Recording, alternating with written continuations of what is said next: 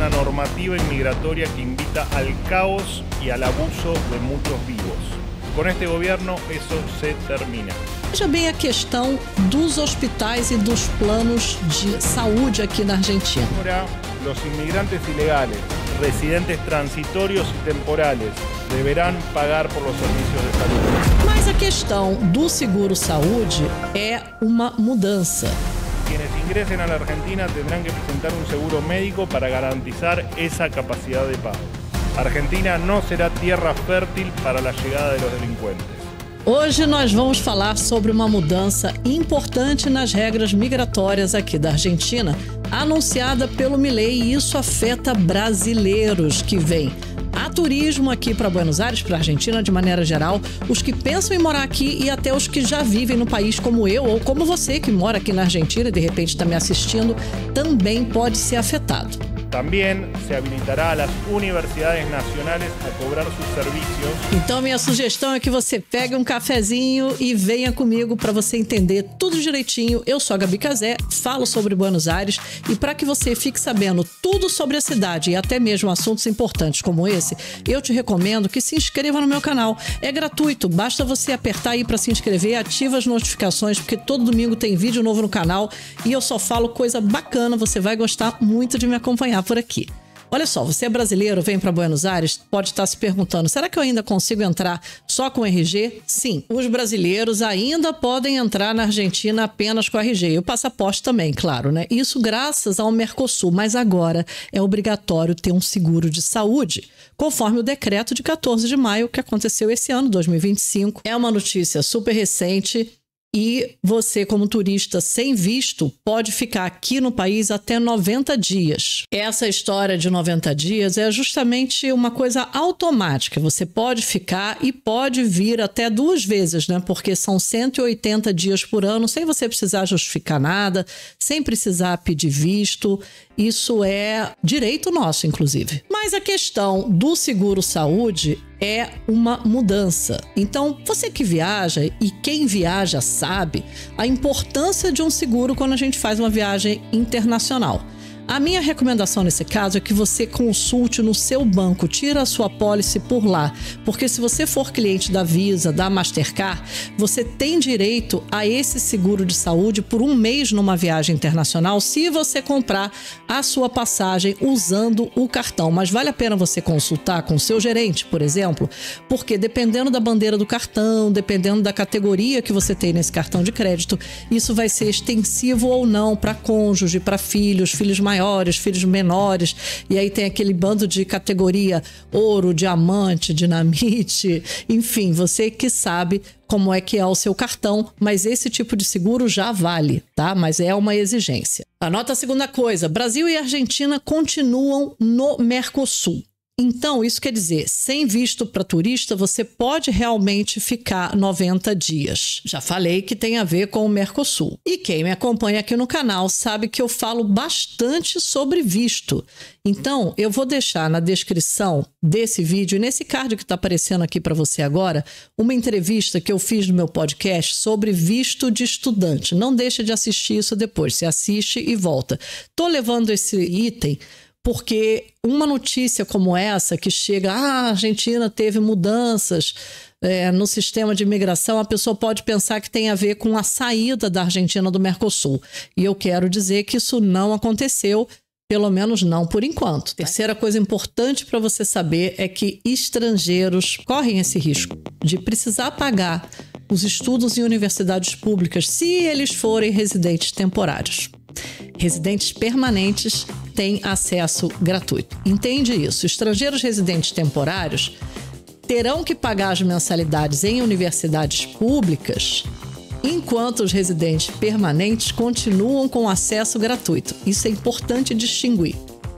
Porque quem é residente permanente é como se fosse argentino. Tá? Mas isso pode impactar nos residentes internacionais, principalmente aqueles de curto prazo. As universidades públicas, como a UBA, por exemplo, elas não estão, desde já, obrigadas a cobrar mensalidade, não.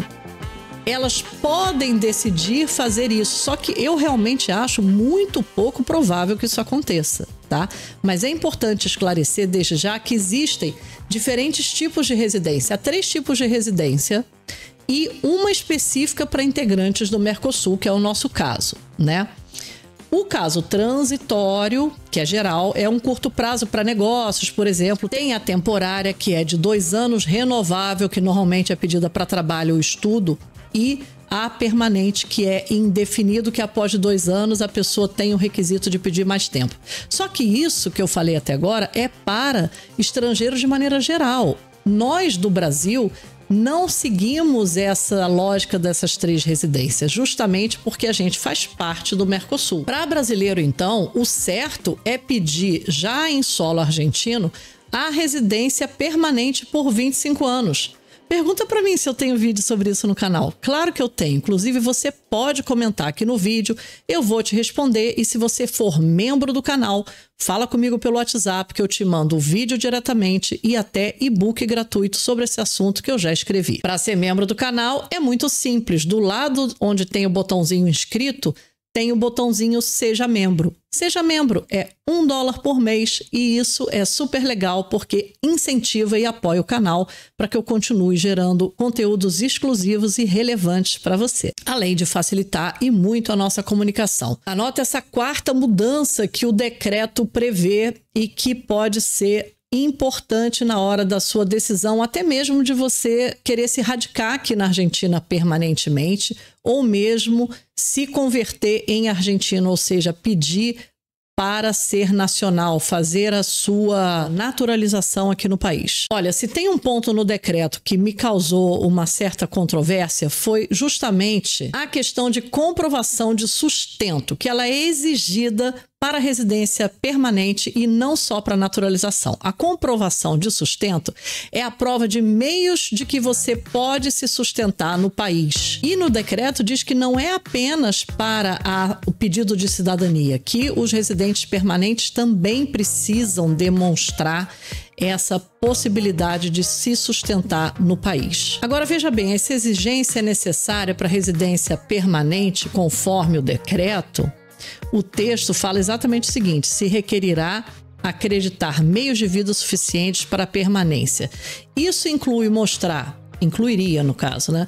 Renda como pensão, investimentos e, geralmente, valores acima de $2.000 mensais. Mas a verdade é que para o nosso caso, né, que nós somos do Mercosul, essa exigência não foi divulgada ainda pela Direção Nacional de Migrações, que é onde você tem que sempre se informar. A minha interpretação é que ela não se aplica, pois esse parâmetro financeiro de $2.000 por mês de salário, que já é aplicado há muitos anos para os imigrantes extra-Mercosul, é para um tipo de visto chamado rentista visa, que, como nós já vimos, não é o caso do Mercosul. Então, fica atento a esse tipo de coisa, porque essas informações ficam muito embaralhadas.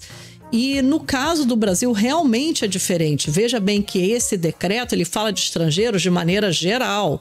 O nosso caso é muito mais específico. Mas segura essa. A deportação, que é um direito que o governo tem de mandar para fora do país alguns estrangeiros que cometem crimes, agora inclui todo tipo de crime. Antes era só para crimes apenas com pena acima de 5 anos. Tá? Então essa é uma diferença importante. Deportação, como eu falei, é a expulsão do estrangeiro, né? Agora inclui, então, qualquer crime. Antes era limitada a penas menores e isso gera debates sobre direitos humanos, referente ao foco, segurança pública e tudo mais. Aí tem políticos aqui na Argentina que são bem alinhados a essa questão da política pública. Tem muito tema falando sobre a questão dos imigrantes, que é uma tendência no mundo inteiro restringir esse movimento de migração. Por outro lado, a Argentina sempre foi historicamente muito aberta. Então, esse tipo de discussão sempre vai acontecer. Mas o que eu estou querendo te mostrar aqui são realmente as diferenças que vão ocorrer ou não para você que é brasileiro. Então, veja bem a questão dos hospitais e dos planos de saúde aqui na Argentina. Então, anota esse 6º item que eu separei para falar com você. Hospitais públicos cobram de residentes transitórios e temporários ou irregulares. Eu já te falei a diferença desse tipo de residente, né? Os irregulares eu não falei, mas é obviamente quem entra ilegal no país, que obviamente não vai ser o seu caso. Os residentes permanentes, que é por acaso o meu caso, continuam tendo acesso gratuito a hospitais públicos. Inclusive, eu fiz um vídeo curto, um Reels lá pro Instagram, direto de um hospital público aqui em Buenos Aires. Você viu? O hospital é super lindo, por sinal. Me segue lá no Instagram para você também ter acesso a esse conteúdo, porque às vezes no Instagram eu coloco coisas que eu não coloco aqui no YouTube, então é legal você me seguir em todas essas redes. Gostou desse vídeo? Então não deixa de compartilhar. Um beijo e até a próxima. Tchau, tchau.